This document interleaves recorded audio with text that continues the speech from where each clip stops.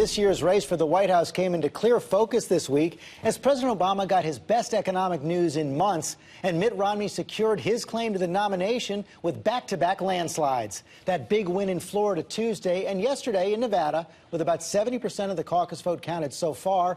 Romney's at 48%, Newt Gingrich has 23%, and right on his heels, Texas Congressman Ron Paul, and he joins us now. Congressman Paul, thanks for joining us this morning. Thank you. Good to be with you.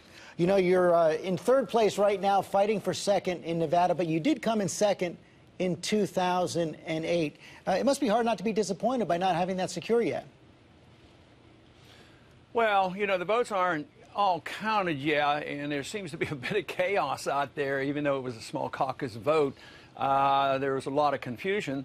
So, yes, if you go from second to third, there would be disappointment. But also, on the positive side, we will get a block of votes. We will still get some delegates, and we still will pursue, you know, our plan to go into the caucus states, and we'll have to wait and see how things go. But, Congressman, where do you get that first win? Well, you know, it's hard to say exactly when, but we have 3 or 4 caucus states that we believe our numbers are doing pretty good, so we have to just wait and see and continue to do exactly what we're doing. Former Speaker Newt Gingrich is also vowing to stay in this race straight through to the convention. He continued his pretty much scorched earth campaign against Mitt Romney last night. Take a listen.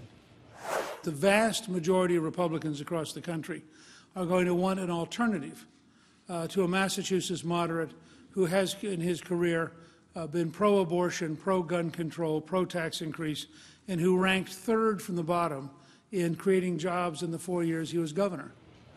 A lot of other Republicans, including Rick Santorum, who's still in the race, think that that kind of continued attack against Mitt Romney is going to hurt the Republican Party in the fall. Are you worried about that?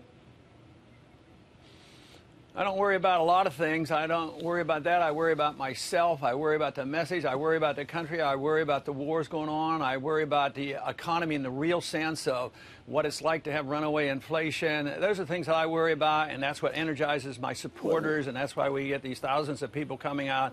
So I don't worry about some of these details because I don't see a lot of difference among our other candidates or between the two parties. It's all big government spending. Nobody wants to cut anything. Nobody wants to stop the wars. So that's what I worry about, getting the country on the right track, and I get energized because I know there's a large number of people who are looking for another option. In some ways, I agree with Gingrich about saying that Romney doesn't satisfy a lot of people. Let me tell you, there's a lot of people not satisfied with any of the candidates out there, and that's why in many ways we're seeing a lower turnout right now. And that should, if building a party is their only goal, they ought to wonder why they haven't offered something else. And that's what I'm trying to change and offer them some real changes. You're exactly right. Lower turnout in Nevada than 4 years ago, lower turnout in Florida than 4 years ago. And you've always said that your campaign is much more of a crusade, much more of a mission. But what exactly do you hope to achieve? What kind of stamp do you expect to put on the Republican platform this year? Well, the first thing you want to achieve is get as many votes as you can and get as many delegates and set your target high. And, of course, you set it for victory, but you have to live within the real world. But in the campaign, that is what the goal is to galvanize people, energize people, get them out and vote. But some people want it either or. You either believe in something and you're not in the race, or you're in the race and you don't believe anything. I don't understand why you can't believe in something and still be in the race. This is the way I ran my congressional campaigns, and I was able to stick to my principles, vote that way, challenge the establishment, get reelected. So it's a bigger challenge, of course, to do this in a nation, but we've done this, you know, in the early primaries like Iowa and New Hampshire, and we've been able to achieve that to a degree. But that is my goal, to make sure that campaigning and political activity represents true beliefs and a true understanding of what we're doing, rather than saying superficially, how do you win the race? How do you become the nominee? I'm taking you at that point, and that's why I'm trying to get at the deeper question. You said back in 2008 that you wanted to make a permanent mark, be a permanent presence on the American political landscape. And do you think you've been able to do that, and what changes have you actually affected? Yeah, I do, but I don't take all the credit for it. But there's been a big change in this country because there's a different understanding now. There's a lot more people talking about free market economics rather than Keynesian welfareism and interventionism. So there's a large segment. Intellectually, that is the case.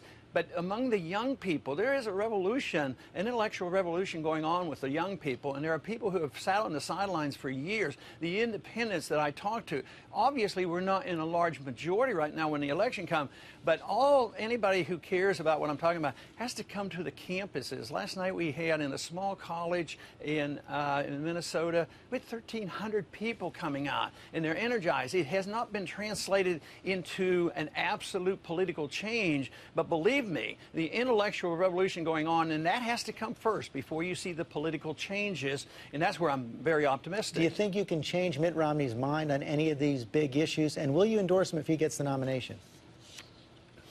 Yeah, I think Mitt could change his mind. He's changed his mind in the past. If he hears from our young people and voters, and we continue this, yeah, he's gonna change his mind if there's a political benefit to it. So I think they all will change their mind because they don't approach this with firm convictions. And if they do have a firm conviction, most of the time it's embedded, you know, to a flawed economic policy and a flawed economic system, a flawed monetary policies. So yes, they're open to it, but they're only going to be open to it, and they're only going to change their mind when the emphasis comes from the people and people's attitudes change. Government is a reflection of the people.